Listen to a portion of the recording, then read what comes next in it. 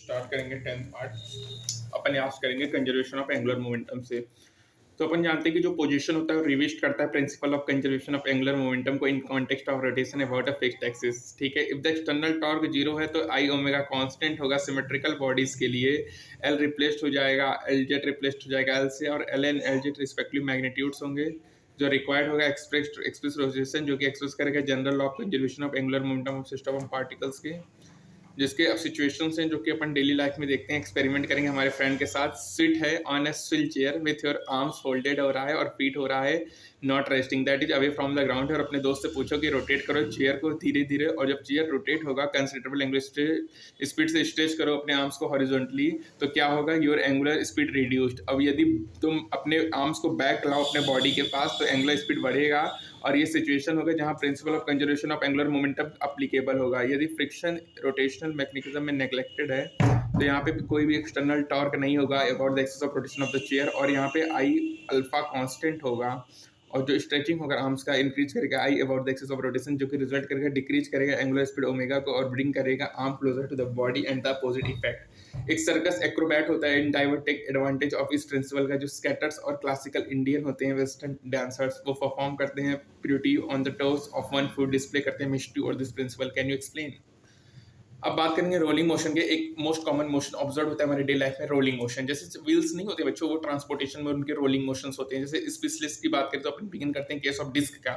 जो रिजल्ट होगा अप्लाई होगा किसी भी रोलिंग बॉडी का जो कि रोल करेगा लेवल सरफेस। अपन अज्यूम करते हैं कि जो डिस्क रोल होता है विदाउट स्लिपिंग। इसका मतलब ये है कि किसी भी इंस्टेंट ऑफ टाइम में जो बॉटम ऑफ द डिस्क होगा वो कॉन्टेक्ट में होगा surface which is at rest on the surface. ठीक है,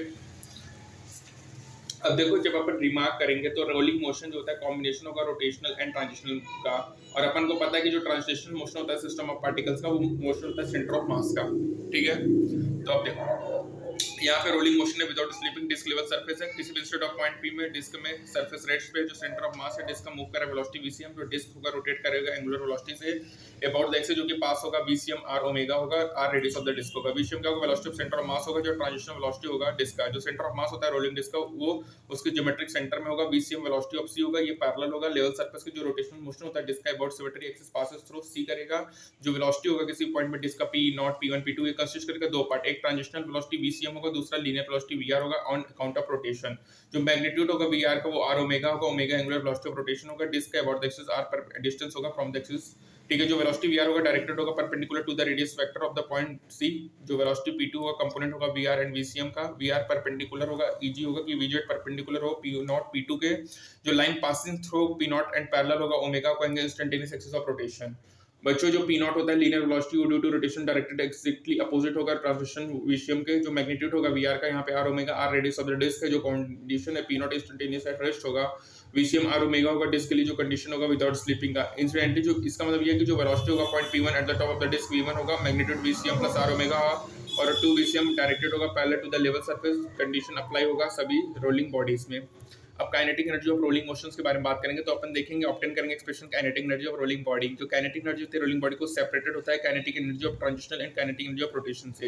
ये स्पेशल केस होता है बच्चों, जनरल रिजल्ट होता है सिस्टम ऑफ पार्टिकल्स का, जिससे kinetic energy system of particles separated होते हैं kinetic energy of motion of the centre of mass में mv²/2 और kinetic energy of rotational motion of the centre of mass में k dash. तो k equal to k dash plus mv²/2 है। Assume करेंगे general result और apply करेंगे case of rolling motion, और हमारे नोटेशन जो काइनेटिक एनर्जी होता है सेंटर ऑफ मास का, that is kinetic energy of transitional mass of the rolling body mv²cm/2 होगा, m mass of the body होगा, vcm centre of the mass velocity होगा। जो मोशन होगा रोलिंग मोशन का अबाउट द सेंटर ऑफ मास, और rotation k dash होगा जो कि रिप्रेजेंट करेगा kinetic energy of the rotation, जो कि होगा हाफ आई ओमेगा स्क्वायर।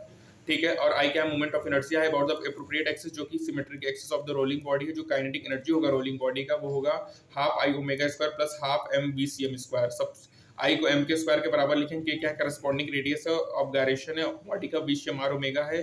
तो यहाँ से जो अपन को मिलेगा वो half M VCM square 1 plus K square plus R square मिलेगा।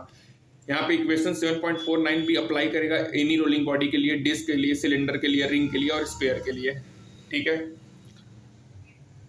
तो वैसे यहाँ पे हमारा ये तो हमारा क्वेश्चन है। ठीक है, यहाँ पे 3 बॉडीज हैं, ये सब हमारी क्वेश्चन है। Half M square plus M square अपन एम जी एच तो यहाँ से देखो जैसे सॉलिड सिलेंडर, जैसे मान चलो रिंग है, तो रिंग का क्या हो रहा है, इंडिपेंडेंट होगा मास से, तो यहाँ पे जो वी रिंग होगा वो अंडर रूट GH होगा, सॉलिड सिलेंडर का अंडर रूट 4 GH/3 होगा, ठीक है, और we sphere under root 2 GH/7 होगा, ठीक है। ये among 3 bodies sphere has the greatest, ring के पास लीस्ट वेलोसिटी होगा, centre of mass at the bottom of the incline plane. यहाँ पे इंपॉर्टेंट है बच्चों कि जो स्पेयर होता है उसका ग्रेटेस्ट रिंग का least velocity of centre of mass होगा at the bottom of the incline plane. और जो सपोज कर जो बॉडी है जिसका सेम मास है वो ग्रेटेस्ट रोटेशनल काइनेटिक एनर्जी होगा रीच करेगा bottom of the incline plane में। Thank you.